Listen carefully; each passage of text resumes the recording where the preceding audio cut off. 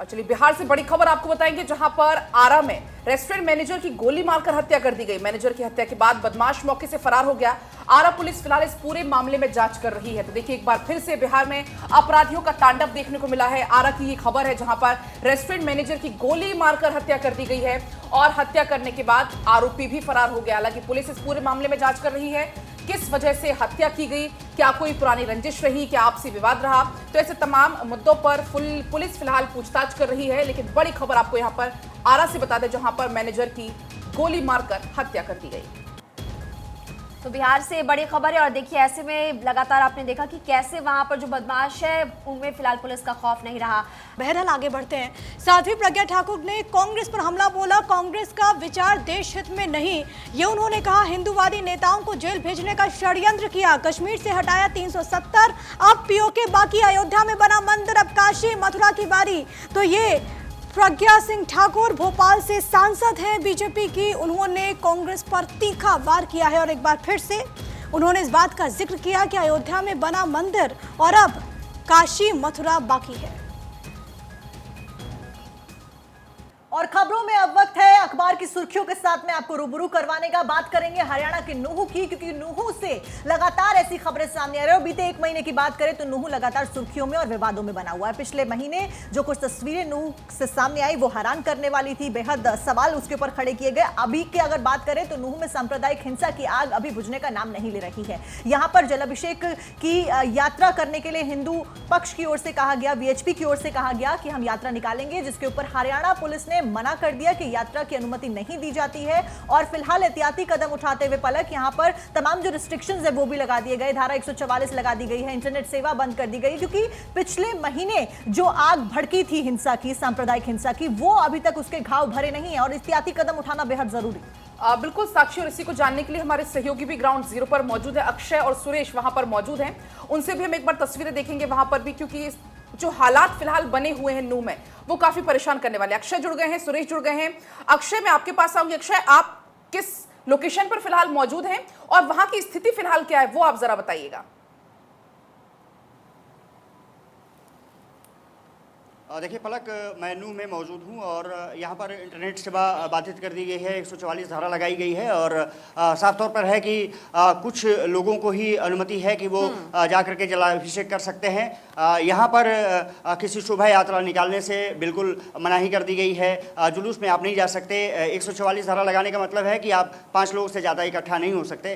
साफ तौर पर है कि पुलिस प्रशासन पुरानी जो चीज़ें हैं उसको एक बार फिर से सामने नहीं आने देना चाहता और यही वजह है कि चप्पे चप्पे पर पुलिस कर्मी तैनात हैं। जहां पर मैं मौजूद हूं ये बीजेपी हेडक्वार्टर्स के आसपास का है इलाका और यहां पर पुलिस की तैनाती की गई है और जो नूह का जो एंट्री पॉइंट्स है पूरी तरह से बैरिकेड कर दिया गया है। जो बाहरी लोग हैं नूह में एंट्री नहीं कर सकते और मीडिया की भी कुछ जगहों पर रेस्ट्रिक्शंस है। तो इस बार प्रशासन ने पूरी मुस्तैदी बरती है और इस बार कोशिश है कि आसानी से जो अगर निकला जाए, यहाँ पर यात्रा निकाली जाए, तो ये तो मनाही है कि यात्रा निकाल नहीं सकते, लेकिन पुलिस प्रशासन यहाँ पर पूरी तरह से अलर्ट मोड पर है। सुरेश का रुख मैं करना चाहूंगी, सुरेश भी हमारे साथ लगातार बने हुए हैं।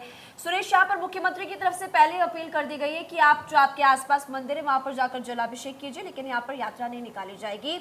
और इसी को लेकर आपके आसपास के लोगों से इस पूरे मामले को लेकर कुछ बात हुई है क्या?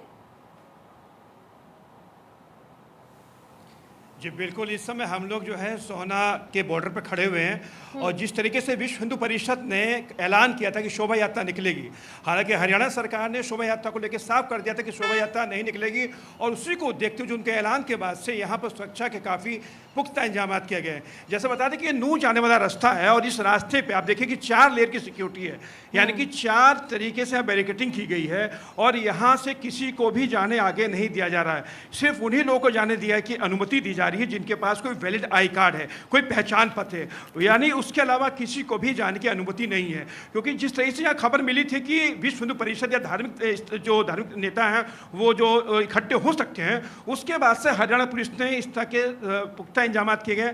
अगर हम बात करें, आपने जैसा कहा कि आसपास के लोगों से, तो हम दिखाएंगे आपको नज़ारा कि यहाँ किसी को भी बाहर निकलने की अनुमति नहीं है, क्योंकि पुलिस यहाँ पे खड़ी हुई है और जहाँ पूरे धारा 144 लगा रखी है वो नूह के अंदर, तो उसके बाद से सुरक्षा के मद्देनजर देखते हुए हरियाणा पुलिस ने किसी को भी बाहर निकलने की इजाज़त यहाँ पे नहीं दी है। तो कहीं ना कह सकते हैं कि जो 31 जुलाई को जो घटना हुई थी उसके बाद से हरियाणा पुलिस ऐसा कोई भी कसर नहीं छोड़ना अहम यही हो जाता है क्योंकि नूह में तो हिंसा हुई, लेकिन उसने अपनी आगोश में आसपास के लगते जिलों को भी ले लिया। गुरुग्राम के सोना की तस्वीर, क्योंकि आप बॉर्डर एरिया पर मौजूद है, वहाँ पर चौकसी कैसी वो आप लगातार बता रहे हैं। अक्षय, मैं आपके पास आऊँगी क्योंकि जिस वक्त ये घटना घटी थी जुलाई के महीने में, सावन के सोमवार में, और जिस तरीके से लगातार ब्रजमंडल यात्रा हर साल निकाली जाती है, आप खुद वहाँ पर मौजूद थे, और अब एक बार फिर से क्योंकि विश्व हिंदू परिषद ने ऐलान कर दिया कि भाई हम तो यात्रा निकालेंगे, प्रशासन ने इनकार कर दिया है।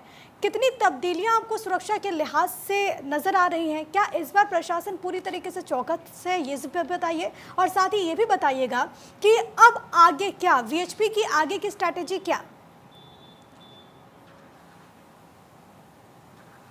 देखिए, जो विश्व हिंदू परिषद है उनका साफ तौर पर मानना है कि वो यात्रा निकालने जा रहे हैं, लेकिन प्रशासन ने क्योंकि अनुमति नहीं दी है तो लगता नहीं कि बहुत ज़्यादा संख्या में यहाँ पर लोग पहुँच जाएंगे। मुझे लगता है कि कुछ लोगों को जिनको कि पास अलॉट किया गया है वही नल्हड़ मंदिर पहुँचेंगे और वहाँ पर जलाभिषेक करेंगे। और साफ तौर पर है कि इस बार प्रशासन ने तो निश्चित रूप से बड़ी तैयारियाँ की हैं। पहले अगर ये तैयारी होती तो शायद जो 31 जुलाई की घटना हुई थी वो नहीं होती। यहाँ पर जो भी आना चाहते हैं उनके पास वैलिड आइडेंटिटी कार्ड होना चाहिए, और खास करके नूह के जो लोग हैं, अगर नूह से बाहर के हैं तो फिर एंट्री यहाँ पर नहीं है। और साफ तौर पर है कि जो भी नूह के एंट्री पॉइंट है वहाँ तो बैरिकेड किए गए हैं, नूह जो शहर है वहाँ पर बैरिकेडिंग कई जगहों पर की गई है, खास करके नल्हड़ मंदिर जैसे इलाके। फिलहाल बहुत बहुत शुक्रिया आप दोनों का ही तमाम जानकारी साझा करने के लिए, और लगातार इस खबर के ऊपर हम बने हुए। देखने वाली बात ये होगी प्रिया आज के आज क्या होने वाला है, क्योंकि बेहद महत्वपूर्ण हो जाता है। पहले हमने देखा किस तरीके से सांप्रदायिक रंग पूरे नूह की हिंसा के ऊपर चढ़ता हुआ नजर आया, दो पक्षों की बात आती है और ये बात आती है कि ये हिंसा पूरी प्री प्लान थी। लेकिन प्रिया, बड़ी बात ये, कल राकेश टिकैत का एक बयान सामने आया था जिसमें ये कहा गया था कि राकेश टिकैत भी यहाँ पर किसानों के साथ में ट्रैक्टर रैली निकालने जा रहे हैं अगर यहाँ पर बीएचपी ने। लेकिन इस पर हम बात करेंगे, लेकिन इस वक्त एक बड़ी खबर है। प्रधानमंत्री नरेंद्र मोदी ने नीरज चोपड़ा को बधाई दी है, गोल्डन बॉय को उन्होंने बधाई दी, ट्वीट उन्होंने किया, ट्वीट भी हम आप तक पहुंचाएंगे। विश्व एथलीट चैंपियनशिप में गोल्ड जीतने पर प्रधानमंत्री नरेंद्र मोदी ने शुभकामनाएं दी, और ये ट्वीट आपकी टीवी स्क्रीन पर इस वक्त आप देख पा रहे हैं, जहां पर प्रधानमंत्री नरेंद्र मोदी ने ट्वीट करते हुए नीरज चोपड़ा को बधाई दी और साथ ही साथ वो तस्वीर, और ये कहा प्रधानमंत्री नरेंद्र मोदी ने कि किस तरीके से एक टैलेंटेड युवा नीरज चोपड़ा जो कि लगातार कीर्तिमान रच रहे हैं, उन्होंने बधाई दी और ये कहा कि ये जो मौका है वो संपूर्ण राष्ट्र के लिए बेहद खास है। The talented Neeraj Chopra, his dedication, precision and passion make him not just a champion in athletics but a symbol of unparalleled excellence in the entire sports world. Congrats to him for winning the gold at the World Athletics Championship. ये प्रधानमंत्री नरेंद्र मोदी का tweet, जिसके जरिए उन्होंने नीरज चोपड़ा को बधाई दी। और देखिए जिस तरीके से खबर सामने आई है, हर किसी को गर्व से भर देती है, हर कोई इसको लेकर जश्न मना रहा है। प्रधानमंत्री नरेंद्र मोदी ने भी बधाई दी है। बिल्कुल आप सही कह रहे हो। इसी बीच मैं यहाँ पर बात का जिक्र करना चाहूंगी कि प्रधानमंत्री ने कल ही कहा था कि खेल में युवाओं को पीछे नहीं रहना चाहिए, और आज देखिए खुशखबरी आई और प्रधानमंत्री ने शुभकामनाएं भी यहाँ पर दी है।